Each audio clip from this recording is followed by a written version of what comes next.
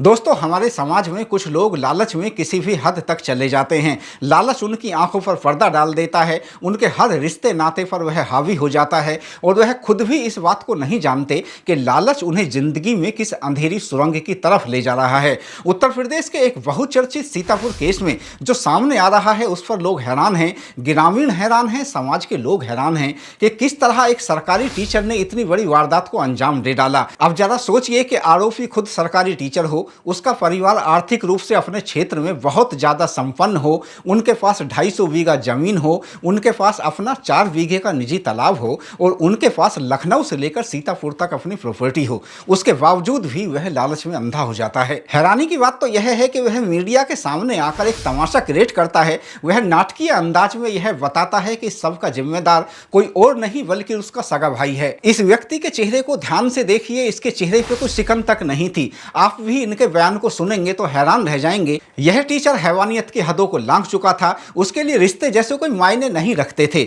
उसे अपनी मां पर दया नहीं आती, उसे अपने छोटे भाई पर दया नहीं आती, उसे छोटे भाई की पत्नी पर दया नहीं आती और उसे उन 3 मासूम पर भी दया नहीं आती जो उसके इर्द गिर्द प्यार से घूमा करते थे। दरअसल 10 मई की रात सीतापुर के रामपुर मथुरा थाना क्षेत्र के फल्लापुर गांव में एक बहुत बड़ी वारदात हो जाती है। इस रात गांव में रहने वाली 62 साल की सावित्री, 45 साल के उनके बेटे अनुराग सिंह, 40 साल की अनुराग की पत्नी प्रियंका सिंह, 2 उनकी बेटियों 12 व 8 साल की बेटियों व 4 साल के बेटे को हमेशा हमेशा के लिए रास्ते से हटा दिया जाता है। वारदात के तुरंत बाद परिवार का बेटा अजीत सिंह सामने आता है और वह सबको यह बताता है कि अनुराग सिंह नशा करने का आदी था, यानी वह शराब पिया करता था और शराब के नशे में उसने ही पूरी वारदात को अंजाम दे डाला और उसने ही अपनों को खत्म कर डाला। लेकिन सच्चाई ऐसी नहीं थी। इसी बीच प्रियंका सिंह के सगे भाई अंकित सिंह सामने आते हैं और वह पूरी कहानी पर सवाल उठाते हुए कहते हैं कि उनके जीजा यानी अनुराग सिंह व उनके भाई अजीत सिंह के बीच प्रॉपर्टी को लेकर विवाद चला आ रहा था। उन्होंने इस कहानी को पूरी तरह खारिज कर दिया कि उनके जीजा अनुराग सिंह ने ही खुद इस तरह का कदम उठाया। मामला इतना बड़ा था कि इसकी गूंज लखनऊ तक हो जाती है। इस मामले में उत्तर प्रदेश के डीजीपी प्रशांत कुमार तत्काल कोई उचित कार्रवाई करने के निर्देश देते हैं, जिसके बाद आईजी तरुण गाबा और उनके अलावा एडीजी अमरेंद्र कुमार सिंगर भी गांव का दौरा करते हैं। इसके अलावा एसटीएफ इस मामले में जुट जाती है, स्थानीय पुलिस इस मामले में काम करती है और स्थानीय एसओजी भी इस मामले में गहराई से जांच पड़ताल में जुट जाती है। जिसके बाद अजीत सिंह को कस्टडी में ले लिया जाता है और उससे पूछताछ की जाती है। इसके बाद जो सच निकलकर सामने आता है उस पर खुद पुलिस अधिकारी भी हैरान रह जाते हैं। पूरी वारदात का सबसे बड़ा खिलाड़ी अजीत सिंह ही निकलता है और इसके लिए उसने बहुत पहले से प्लान शुरू कर दिया था और उसका प्लान इतना मजबूत था कि कोई सोच भी नहीं सकता कि वह इस तरह का प्लान तैयार कर सकता है। अनुराग के पिता वीरेंद्र सिंह दुनिया में नहीं थे।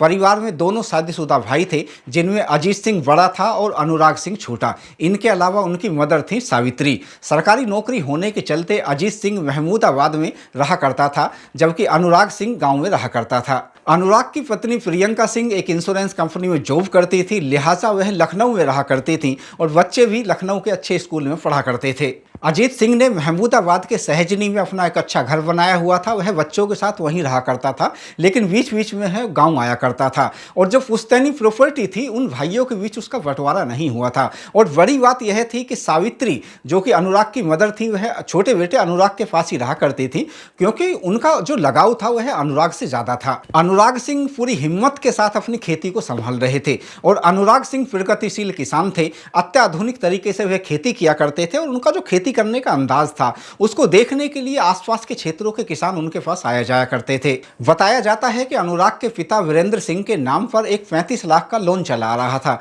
उस लोन को चुकता करना था। इसको लेकर जब परिवार में चर्चा होती है तो अनुराग यह चाहता था कि इस लोन को खेती से वह लोग कमाई करें और जो कमाई करें उस कमाई फसल बिकने के बाद उस लोन को चुकता किया जाए। जबकि अजीत सिंह यह चाहता था कि उनकी जो प्रॉपर्टी है उसके कुछ हिस्से को बेचकर लोन को चुकता कर दिया जाए। इसके लिए ना तो अनुराग तैयार था, ना उनकी पत्नी प्रियंका तैयार थी और ना उनकी मां सावित्री तैयार थी। अजीत सिंह को यह बात हमेशा खटकती थी कि अनुराग उससे आगे बढ़ रहा है और वह अच्छी जिंदगी जी रहा है। वह इस बात को लेकर भी परेशान रहता था कि अनुराग की पत्नी प्रियंका लखनऊ में जॉब करती है और उनके बच्चे अच्छे स्कूल में पढ़ते हैं। वह इस बात से भी चिढ़ता था कि अनुराग की पत्नी प्रियंका का परिवार के कामों में दखल है और वह इस बात से भी चिढ़ता था कि उनकी मां सावित्री का लगाव अनुराग व उसके बच्चों के प्रति ज़्यादा है। अजीत सिंह से गहराई से पूछताछ की जाती है। इसके अलावा अजीत सिंह को गाँव में ले जाया जाता है और नकली पुतले बनाकर सीन को दोहराया जाता है, यानी यह देखा जाता है क्या पूरी वारदात को अजीत सिंह ने अकेले अंजाम दिया, क्योंकि इस बात की आशंका जाहिर की जाने लगी कि अजीत सिंह इस पूरी वारदात को अकेला अंजाम नहीं दे सकता, जरूर उसमें अन्य लोग भी शामिल रहे। इसीलिए पूछताछ के क्रम में गांव के एक युवक को हिरासत में लिया जाता है, अनुराग के ताऊ आरपी सिंह को हिरासत में लिया जाता है, उनके बेटों को हिरासत में लिया जाता है और अजीत सिंह की पत्नी विभा को हिरासत में लिया जाता है और अनुराग के जो बहनोई हैं कमलेंद्र, उनको भी हिरासत में लेकर पूछताछ की जाती है। यह भी सामने आता है कि साल 1996 में एक व्यक्ति भरत सिंह का कत्ल हो जाता है और इस मामले में अनुराग के पिता वीरेंद्र सिंह आरोपी होते हैं, उन्हें सलाखों में जाना पड़ता है। लेकिन जब मामला न्यायालय में आता है तो सबूतों के अभाव में वीरेंद्र सिंह को बरी कर दिया जाता है। इसके बावजूद भी वह परिवार वीरेंद्र सिंह और उनके परिवार से अदावत रखा करता था, खासकर अनुराग सिंह से उनकी अदावत थी। लेकिन इसी बीच होता यह है कि अजीत सिंह, जो मृतक व्यक्ति भरत सिंह रहे, उनके भतीजे से याराना शुरू कर देता है। सामने यह भी आ रहा है कि अजीत सिंह ने इसकी तैयारी बहुत पहले से शुरू कर दी थी और वह सोचने लगा था कि किस तरह से पूरी प्रॉपर्टी है उस प्रॉपर्टी का वह अकेला हकदार बन जाए। इसका अंदाजा इस बात से लगाया जा सकता है कि वारदात से पहले ही उसने अवकाश ले लिया था और अवकाश यह बताकर लिया था कि उसका स्वास्थ्य खराब है, जबकि वह पूर्ण रूप से स्वस्थ था।